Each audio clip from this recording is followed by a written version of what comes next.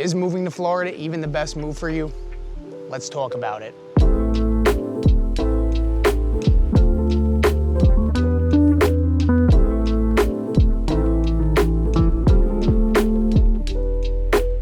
So I've been in Florida for about almost 5 years now, and in this time I've helped a number of families and people relocate out here for the same reasons I did. And I want to go over some of those things that you should probably think about before you even decide if moving to Florida is the best move for you.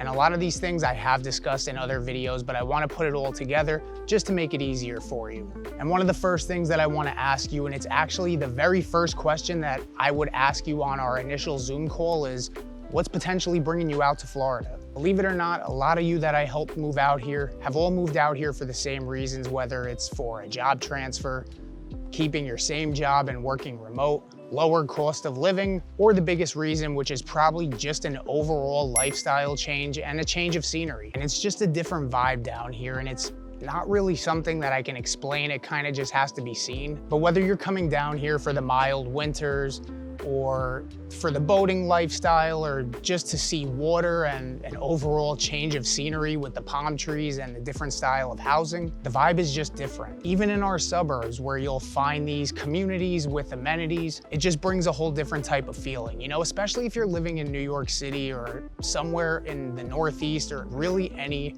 established older metro area. You can come down here, pretty much still have all your people down here because let's face it, Florida's already inundated with New Yorkers as it is, but you can live a more relaxed life in an area that's more community focused with good schools. And whether you have kids or not, good schools equals good resale value. Now, real quick, I will just say, like I have said plenty of times before, Florida is not known for having the best public school system. So if you are coming down here with kids, this is why we look at areas first before we even dive into houses. But okay, on the flip side, let's say the suburbs aren't for you and you really want to live the old Florida charming lifestyle. You can live out east and enjoy that true Florida charm where you can park your boat behind your house or just have water behind your house or just sea water in general, and not that brown water like I used to see up in Jersey, but clear blue water, and you're maybe a 10-minute drive from the beach. And I don't know what it is just about seeing water. There's just something so calming about it. So the lifestyle factor is very important for a lot of people. And yes, it can tend to be a bit of a slower pace down here, which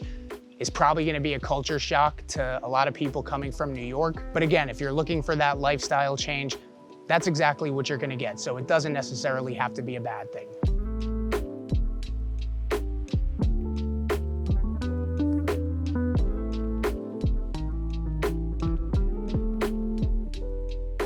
And so another topic to think about when deciding if moving to Florida is right for you is what will you be gaining or losing in terms of cost of living and cost of housing? Most of you that I speak with are interested in Fort Lauderdale, but if you explore the Tri-County areas, which is Palm Beach County, Broward County, and Miami-Dade County, you may realize that you can be an hour away from Fort Lauderdale and have a much lower cost of living in, you know, Northwest Palm Beach County, for example. And yes, we are called Living Fort Lauderdale, but that doesn't mean we can't help you move anywhere else in South Florida, which gives me the perfect opportunity to remind you that I am a realtor here in Florida, and we'd love the opportunity to hear from you and earn your real estate business. So feel free to give us a call, text, or email, and we'd be happy to help you. So cost of living, huge reason people move down here. But this isn't actually the best reason for everybody. I recently helped a client move out here from a rural area in Kentucky, and he had grown up there his whole life. He went to school there, and he's just sick of it. He just had to get out. He wanted a different change of pace, a complete lifestyle change. But when he compared the cost of living from where he was in Kentucky to what it would be in Fort Lauderdale and how his lifestyle would have to change in order to move down here, it kind of hurt him a little bit. But that's just the reality of it, is that the cost of living will be lower for a lot of you that are moving down here. But for those select few that are coming from more rural areas or areas in the Midwest, you may want to decide if your other reasons for moving down here are actually worth paying the higher price. But for my client, Rob, he was just so focused on that lifestyle change that he was just willing to pay a little bit more to make it happen. On the flip side, I have another client who relocated down here from New York City, and they were paying $4,500 for a studio apartment.